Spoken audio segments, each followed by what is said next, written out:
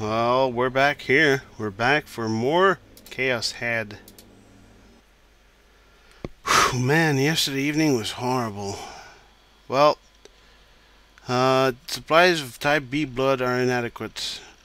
Payment method, choose one of the following. Direct deposit, e-banking, money ordered shipping methods. Seller takes on the shipping costs. Current price 360 bones. Supplies of type B blood are currently inadequate? It felt of like I'd seen this headline somewhere before. Yeah, on your pamphlet. Deja vu again, huh? No, more importantly to that, where was my fappable Seraton pick? Rolling the wheel of my mouse, I made the page scroll down. Whoa! You look kinda cool.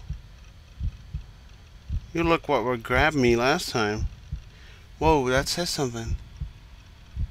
Sono me dare no me. God damn it. That's why he knew it.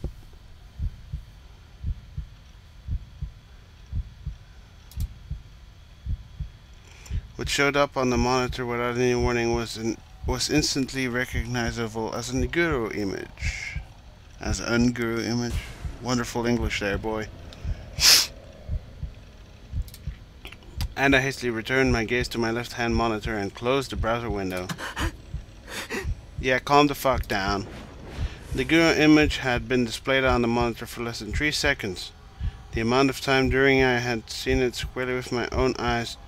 The amount of time during I had seen it squarely with my own eyes was hardly a full second. Yet, despite that, it's a photo of the body of the fourth new gen case. Before mass media reported on the incident, it showed up in an auction like any other sample pick. They were attaching a price to the victim's rich body itself. In short, the seller is the true new gen criminal. Amazing, right? The seller's name is Vampire, though it's just a throwaway ID. The net's already in uproar. It's getting posted at all kinds of image boards. People are already making memes out of it. They're re hard at work. So did you see the dying message in the middle of that pic? The dying message? The victim wrote it on the wall with blood. So that kind of stuff really happens. Then again, the criminal might have done it himself for fun. Hey, Nightheart, son. Your screen frozen? The dying message. I'd only seen the picture for an instant, yet despite that...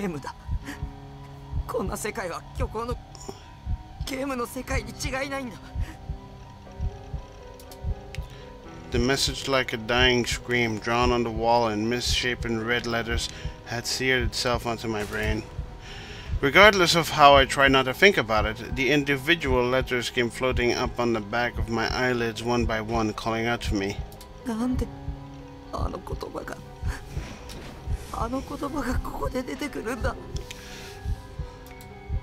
was familiar with these words. I often muttered them. A question aimed at no one, fuck. A little while ago it had been the very first thing Grimm said to me when he entered Ensu. Words that seemed utterly common, yet you'd never have the chance to use them in the course of your ordinary everyday life.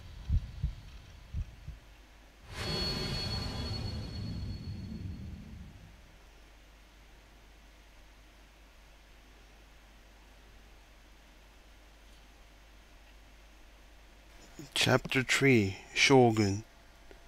Alright, so I guess we're gonna meet Shogun. 4 a.m.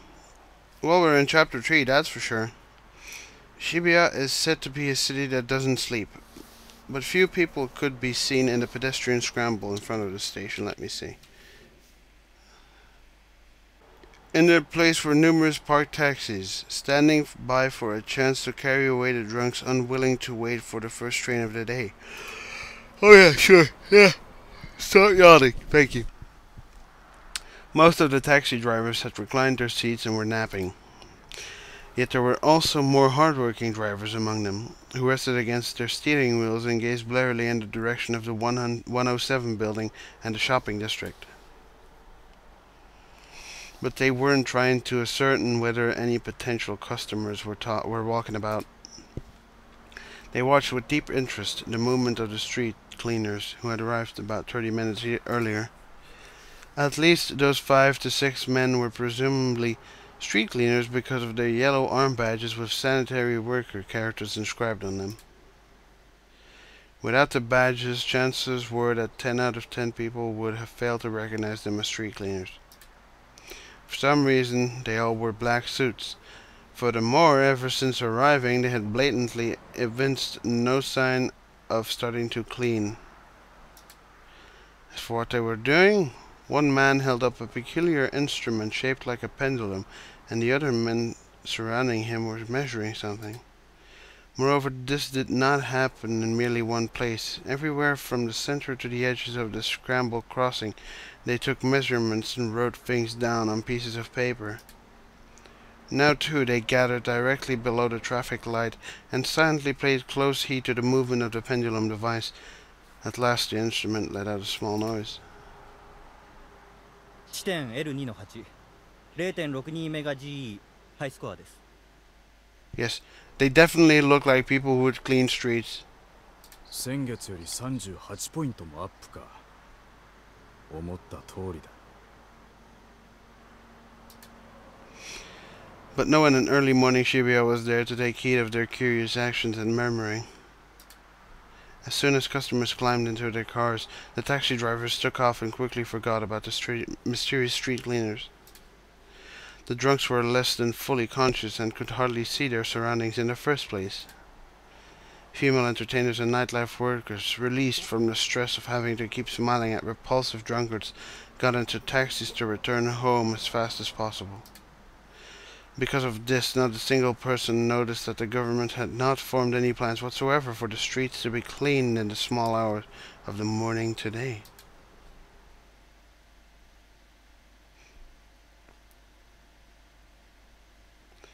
Newsflash bear. Group diving, pregnant man, staking, vampire house. Alright, to be continued. suck. Even after the weekend, the fourth new gen case, commonly known as the vampire house incident, continued to have powerful reverberations.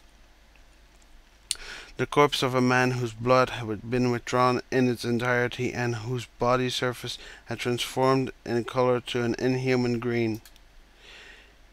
Looks like we have precognitive powers because, I mean, when we saw the first green, the first green, what's it called? Muscle trigger. The person who grabbed us had a green arm. It was discovered in a bathroom in the Shibuya station of the Inokashira line. And it was inevitable that the mass media and ad channel would seize on it, given the abnormality of the brutality of the murder, as well as the fact that a photograph of the body had been put on display in an online auction before the body itself was actually discovered. Much attention was paid to the sentence that used as a headline for the auction page, which read, "Supplies of type B blood are currently inadequate." Several days prior to the incident, tissue packs advertising blood donation drives with the exact same sentence written on them had been passed out in large quantities in the plaza in front of Shibuya Station. I had one of those tissue packs close at hand. Now reading back over it, its incongruity-filled text could be interpreted as an advance warning of the murder rather than a recruitment notice for blood donations. Apparently the police were searching for the part-time workers who had distributed the tissues, but for some reason they hadn't managed to find any leads. Many leads. New CG. There was one area in which Vampire House differed crucially from the other three cases. Well, signs of it had already been present. In the staking case, the tendency towards theatrically had manifested far more strongly than this time around. Oh, this time around. Seratan. Bunkamachi. Some in the media had begun to assert that there should be more police officers patrolling Shibuya. Or that the late night curfew should be enacted to prevent young people from loitering around instead of going home. However, the number of youth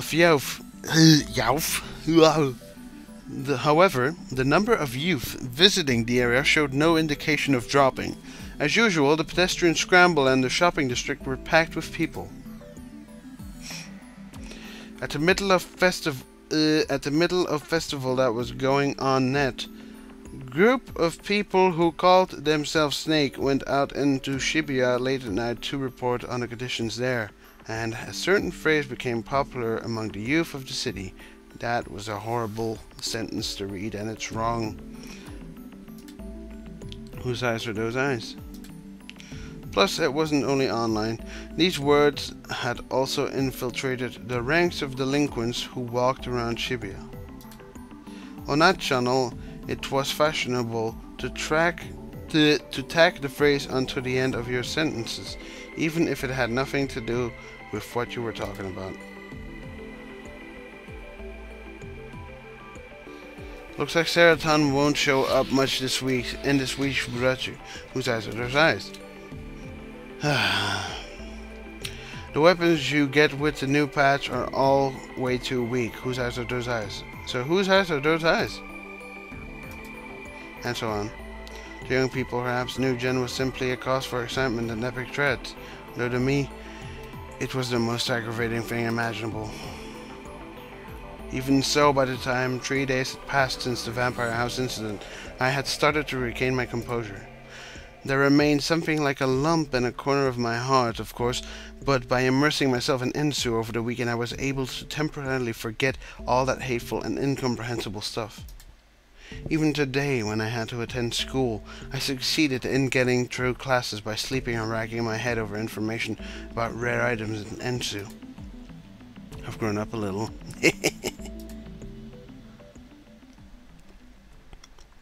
And so, on my way back home, I took myself to Art Cafe for the first time in a long while. It pleased me that my usual choice, room 37, was open today as well. The last time I had come was 2 weeks ago. Wow, you don't come a lot, do you? Hehe, juvenile humor. And it was the first time I'd ever left such a large gap between visits. I found the atmosphere of the store and everything it comprised to be amazingly nostalgic. The rank smell of the breeze released by the air conditioning, the manga volumes that had come to be infused by the scent of nicotine. How comfortable it felt to sit in a reclining chair, the snores of old men in the midst of the dead silence. ルーム37の PC のチャットログを調べさせてもらいました。そこから分かったことは、あなた一人の自作自演。将軍はあなた自身。Cool. I hadn't met with you since then. We were in different grades, and I didn't come to school much to begin with, so it was natural that we would have no opportunities to run into each other. ユアの妄想はすごいよ。I couldn't help pitying Yua. She was clearly sick in the head. The best way to deal with someone like her was to let her be. She was an accident waiting to happen. So wait, if I'm putting on a one-man play, I feel like you do. Alright. Oh shit, did I skip that? No, I didn't. These past 2 weeks, I'd risked getting dragged into all kinds of hassles. Alright, I found out what is giving me all these yawns. The current position I'm in. It is disgusting. Until then, I'd had a remarkably uneventful daily life, and Misumi-kun was just about the only person who started up conversations with me. Why had only bizarre and unreasonable things happened lately? Yeah, thank you. I didn't want to think about anything that would aggravate me. Even that dying message must have surely been a coincidence. Regardless of whatever anyone said about it, weren't they commonly used words? The likes of me had come up with them, so there'd be nothing strange about it if someone else thought of them as well. I wasn't interested in knowing who that message had been aimed at. No, rather, I had admonished myself that I mustn't become interested. Something nearby started ringing out of the blue. Startled, I jerked in my reclining chair. It It was the sound of a phone, but whose? Because it was quiet inside, the electronic sound echoed particularly emphatically throughout the area. Whew, I looked around, but I couldn't spot a phone anywhere.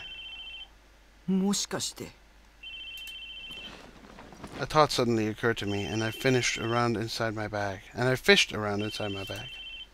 Sure enough, what had been ringing was the cell phone I'd bought just a few days ago.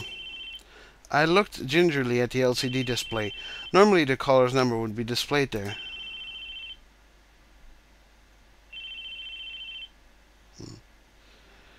Would it be okay to answer this? But that aside, I didn't like talking with people very much. For starters, who on earth was calling me? I hadn't given the cell phone out to anyone yet. Then it's your sister. The only people aware of it were my family and Nanami. Busybody that she was, had put them in my address book. When someone called from one of the numbers recorded in the phone's address book, their name was supposed to get displayed. In other words, oh! Wow. In other words, the person calling me now wasn't one of my family members. Then who was it? Whoa! Don't freak out. The phone went on ringing stubbornly. Alright, that's alright. Would someone calling a cell phone usually make it ring on and on with such persistence? Yes. Alright, that is irritating. I had no idea, but it was an unbelievable nuisance. Alright. You're going insane.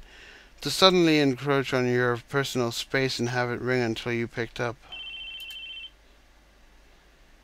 It was just the right way to invade someone's privacy. This was why I hadn't wanted a cell phone. That is true. I fucking hate it when people call me on my cell phone. Ah, it stopped. Relieved, I checked the LCD screen again. One missed call, it said. I had no desire to call back, given that I didn't know who would pick up. Thus I decided to let the sleeping dogs lie. It'd be bad if this kept happening in the future, so I'd better learn how to put it on silent. Cell phones are such a bother. I didn't like phones to begin with. They're just weird, you know.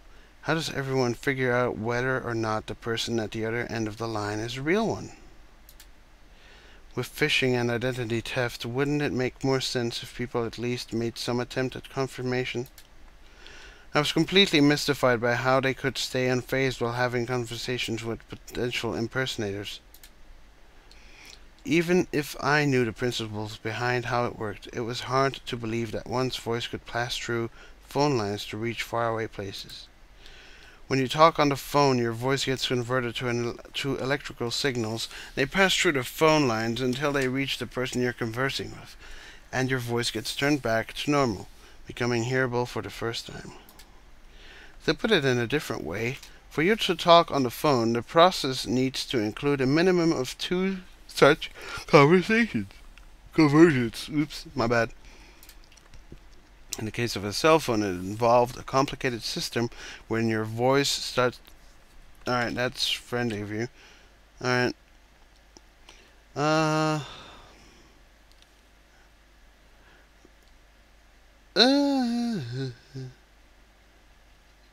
Alright. In the case of a cell phone, it involved a complicated system wherein your voice starts off by getting turned to electrical signals which travel to a nearby station via radio waves, then run through normal phone lines to another telephone exchange, from which it heads to the station closest to the person you are calling, and finally reaches their cell phone in the form of radio waves. Alright, you're getting insane.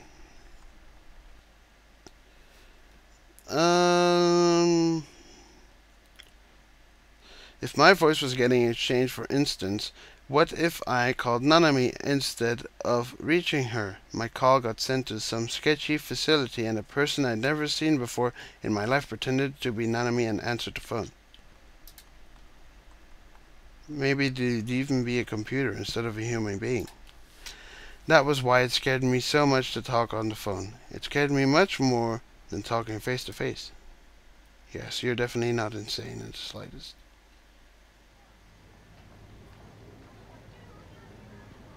Whoa, we got some good ass lags. Come on. Don't let me down. I got 1 frame right now. When I log in and into with little lots, like I always did, 3 hours passed in a blink of an eye. Ooh. You're getting laggy on me, aren't you? Alright. It had been 2 weeks since I had used Lizelot, but I was pretty satisfied by how well she cheered up everyone around her. I left the cafe in a good mood and headed home. The shopping district was as boisterous and full of people as ever. I had always found it annoying, and the illumination of the various stores lined up along the street made it so bright that I had a hard time believing it was night. And the end of the bright road, I jerked to a stop when I saw it, for it stood out still more in the middle of the crowd. That girl was... Oh! In the midst of such a huge number of people, she glared at me unwaveringly. In the shopping district where people came and went without ceasing, where it was difficult to so much as walk in a straight line, she stood still, smack in the middle of the road, resting the colossal sword she held in her hand on her shoulder. It was a blatantly bizarre spectacle. But no one paid any attention to her sword. They flowed around her, passing her on either side without any change in demeanor. She was the girl I'd seen at 107. She'd been there when Nanami and I went to get a cell phone. The shape of the sword, her sume uniform, her long, dark hair, each characteristic matched perfectly. Back then, she'd been standing atop the stairs to 107, watching the people below and go to and from, I guess, watching the people below go to and from. In addition, I recalled the sharpness of her glare. I had met her once before, at school. Almond-shaped eyes, a face attractive enough to make her a model, although it was conversely made her seem unapproachable, sleek, dark waist-length hair. She was Girl B, and roughly a week ago she'd rudely asked me, "Who are you?" in the corridor between buildings. But why was she staring at me? Thinking I was being overly self-conscious, I turned around. At times like this, it might turn out that she was actually looking at an acquaintance of hers over my shoulder or something, but that didn't seem to be the case. The one she was glaring at, with a look of hostility, was, as I thought, me. I shrank. I understood what it felt like to be the proverbial frog getting glared at by the snake. Staring back was out of the question. Locking eyes with people was my biggest weakness, so I had no choice but to look down. Time to run. Normally, I'd go home by turning left at the scramble crossing where she was standing, coming out next to Book First, but today I decided to go around by the station plaza. There were a lot of people there, but I'd take a pass on letting some scary 3D girl pick a quarrel with me. She might try to shake me down for money. Girl B looked like she was alone, but in truth, maybe her juvie friends were lying in wait nearby, plotting to beat me senseless once she lured me in. I wasn't about to take the bait. I swung around to the right and was dumbfounded. Oh. Eh? What the fuck? For some reason, Girl B was in front of me. Flustered, I looked over my shoulder at the pedestrian scramble. She wasn't there. I looked at the front again. As before, the sword-bearing Girl B went on glaring. How the hell had she circled around me? There were limits to being fast. This was practically teleportation. How had she known I was going to turn around anyway? Oi.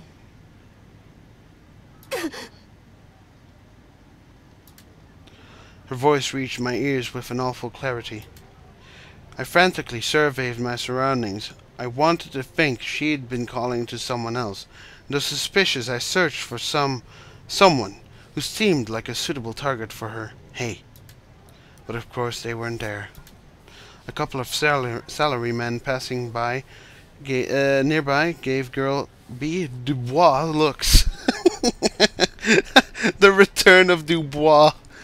Dubious looks. But they soon realized she wasn't referring to them and walked away. Girl B, who had until then been standing dauntingly in place, took a sudden step in my direction. That was sufficient to make me certain of it. Girl B was targeting me, after all. Yes, I can, thank you. As discourteous as ever, in my 17-year life I could probably count the number of times a girl had spoken to me this curtly. Ooh, look at those eyes. There were times where Kiriyama Tsubaki, nicknamed Tsunko, had talked to me like that, in tsundere sort of way. Then again, Tsunko was a 2D character from an eroge called Don't Tell Me Doll, right? Girl B kept approaching me, even while these idiotic thoughts ran through my head. She had this overwhelming feeling to her, though she was only a girl. I wondered at it a little, but the reasons were simple. The sharp look in her eyes and her oversized sword. For a sword, it had a fairly singular design. If you regarded at it as something anime-esque, it was fabulously formed. Fabulous! But if you tried to use it in real life, it wouldn't do you a bit of good. It was definitely a weapon from a mecha anime or something.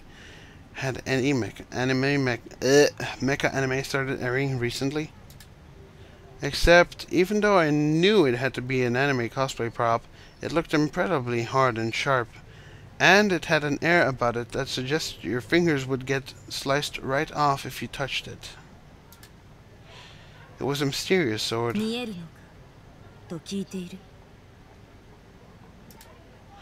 Girl B had already cut the distance between us down to 2 meters, close enough so that if she swung her sword it could reach me. I hastily took a step back, but it was too late. Girl B shortened the distance further. What?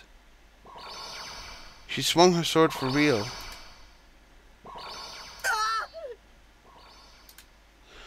Crouching down on the spot, I covered my head. If I didn't dodge it, it would hit me right in the head. Well, ain't that a kick in the head? It wouldn't cut me or anything, but with her swinging that hard, I'd get a cerebral concussion and a dented skull for sure. I hate pain. I was so shaken, my Japanese got all strange. Girl B looked down at me coldly. Wait, she was really close. Yeah, you could nearly look under her skirt.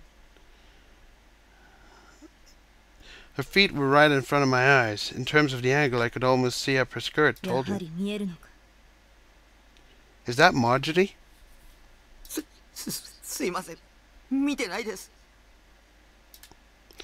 I hurriedly lowered my eyes.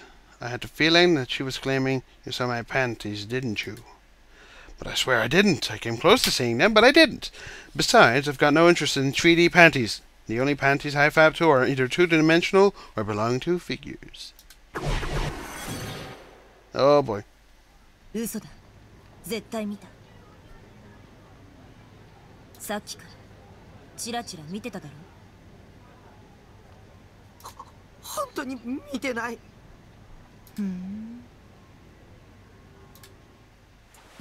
And for some reason, Girl B began taking off her loafers and knee socks. What?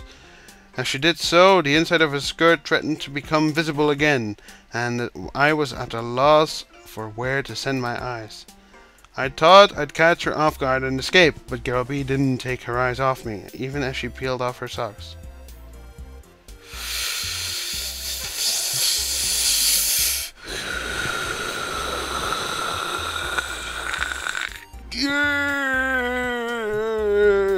Must not fap. Having become barefoot, Girl B assumed an intimidating stance right in front of my nose and curved the edges of her lips derisively.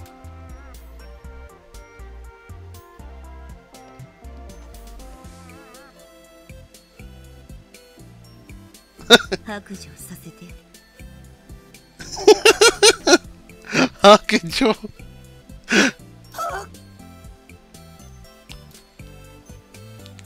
Gobi abruptly pressed her warm naked foot against my crotch. The sudden humiliation of it left me incapable of anything but bafflement. Remember what I wrote in one of my videos.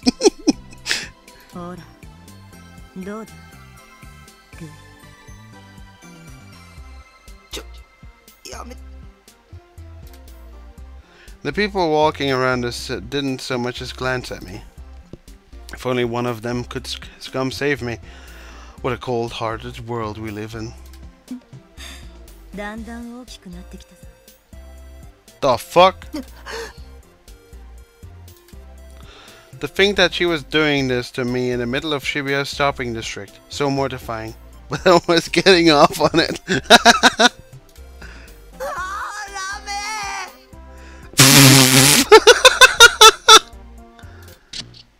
Wow. 答えろ。見えるんだ。理想度が。I couldn't immediately grasp my situation after I came back to myself, and I made the mistake of staring up at Girl B's face. She was still wearing her shoes, and she wasn't half-stepping on my crotch. Oh, it'd been a delusion, huh? Well, in any case, she wasn't trying to pick a fight by asking if I'd seen her panties either. All to the side, that's what'd that mean? It was the first time I'd heard that word. Well, she'd said sword, and the blade-shaped object she carried was certainly a sword. But why ask me if I could see her sword? For the time being, I nodded. Geez, of course I could see it. It'd be weirder not to see it. Because she was carrying around a sword that big and suspicious in the middle of a shopping district of all places. I'd be able to accept it if this were occupied, but in Shibuya? No way.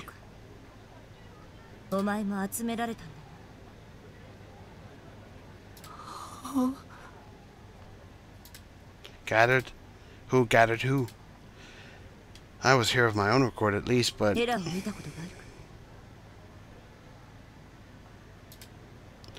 You speak in Japanese. I wanted to say, but typically enough I lacked the courage. After all, if I said something klutzy, she'd stab me. Really though, she hadn't been making any sense whatsoever for a while now.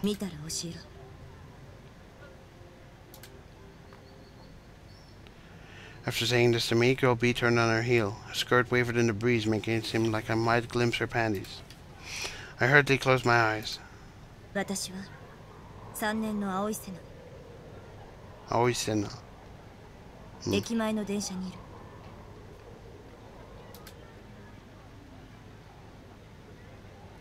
My eyes went wide. Soon afterwards, the girl who had called herself Sena had vanished. I was so dazed it prevented me from realizing not a single thing she'd said was comprehensible until after I returned to my base. Alright, we're gonna save it.